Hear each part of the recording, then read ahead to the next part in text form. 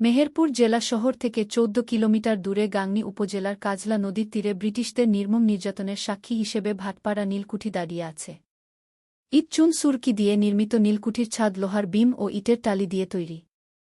বর্তমানে মূল ভবন ছাড়াও সাহেবদের প্রমোদ ঘর, শয়নকক্ষ, কাচারি ঘর, জেলখানা, মৃত্যুকূপ ও ঘোড়ার ঘর টিকে আছে। ভবনের সামনে রয়েছে একটি আমবাগান ও দক্ষিণ পাশে নীলকুঠির কর্মকর্তাদের প্রার্থনার জন্য গড়ে তোলা চার্চের ভগ্নাংশ।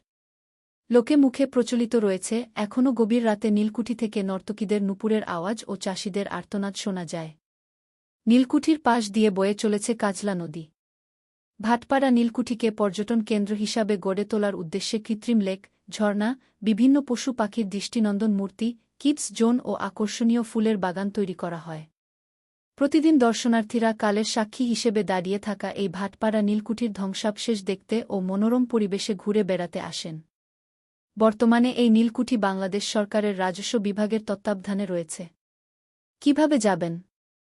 ঢাকার গাবতলী থেকে পদ্মা সেতু হয়ে JR, Shyamoli, SM, royal express, Chuadanga ও মেহেরপুর ডিলাক্সে মেহেরপুর যাওয়া যায়। মেহেরপুর থেকে স্থানীয় পরিবহনে ভাটপাড়া নীলকুঠিতে যেতে পারবেন। কোথায় থাকবেন? মেহেরপুরে হোটেল রনি, মেহেরপুর পৌর গেস্ট হাউস, হোটেল অনাবিল, সোহাগ গেস্ট হাউস, হোটেল ফিন টাওয়ার,